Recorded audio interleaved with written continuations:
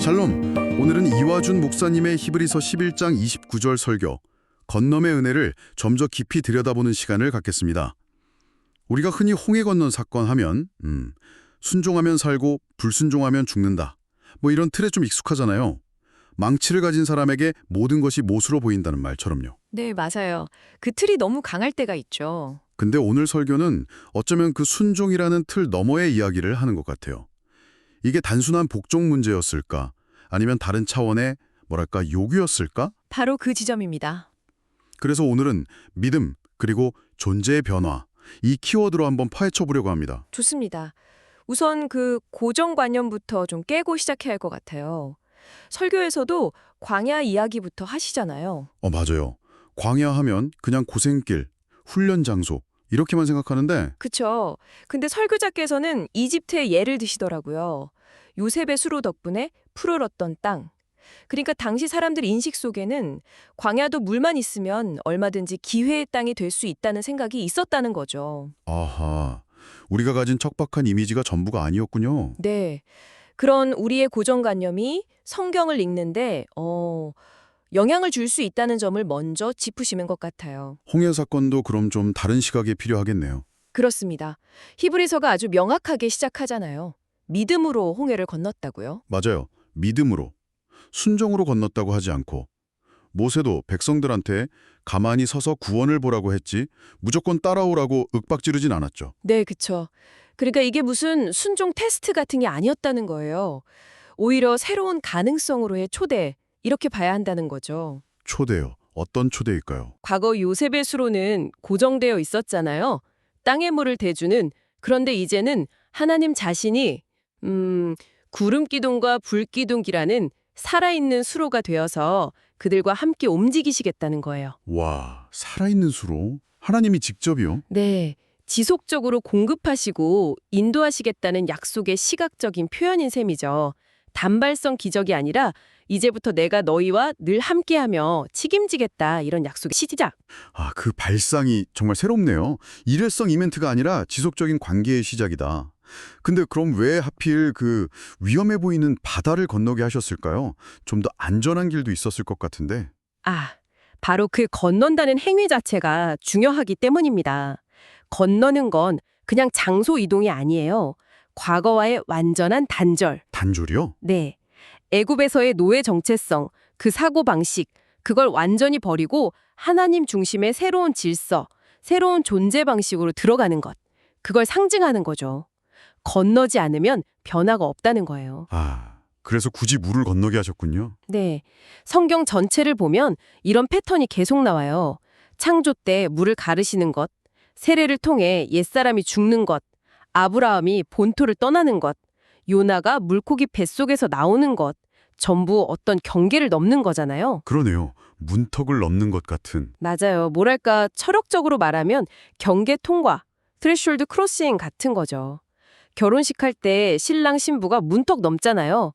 그 순간 신분, 관계, 삶의 세계가 확 바뀌는 것처럼요. 홍해를 건넜다는 건 이스라엘이 단순한 도망자가 아니라 하나님의 백성이라는 새 정체성을 얻는 그런 통과 의례였던 셈입니다. 와, 단순 탈출이 아니라 정체성이 바뀌는 의식이었다니. 깊은 의미가 있네요. 그런데요, 바로 그 똑같은 길을 따라 들어갔던 애굽 군대는 왜 다 빠져 죽었을까요?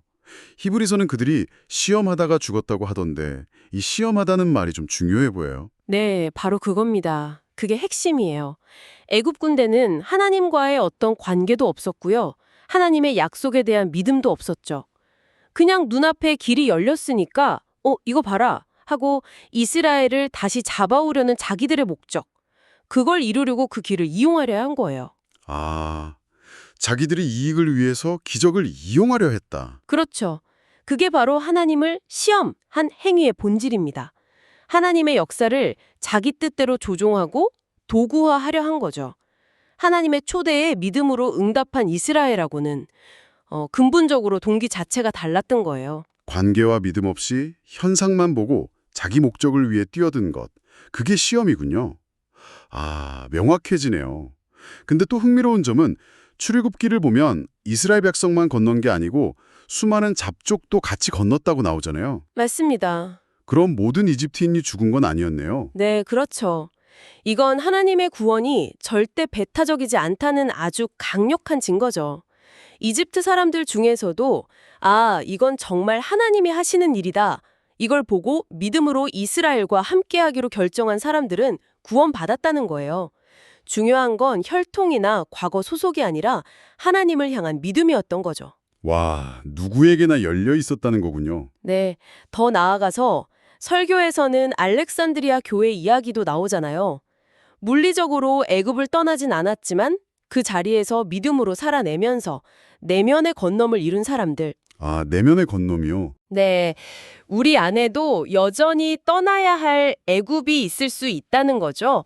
낡은 사고방식, 세상적인 가치관, 어떤 노예 근성 같은 것들, 물리적으로 어디를 가는 것만큼이나 이 내면의 애굽을 떠나는 영적인 건nom이 중요하다는 말씀입니다. 그렇군요. 눈에 보이는 홍해만이 아니라 내 안의 홍해도 건너야 하는 거네요. 근데 양쪽에 물벽이 막 솟아있고 그 사이를 걷는다는 게 상상만 해도 사실 좀 아찔한데 이스라엘 백성들은 그걸 육지같이 두려움 없이 건넜다고 하잖아요.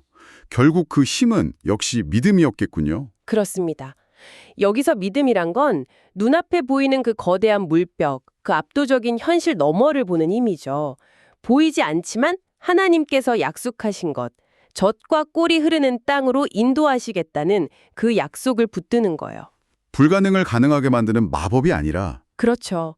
하나님이 이미 가능하게 하신 길을 신뢰하고 발을 내딛는 태도, 그게 믿음이라는 거죠.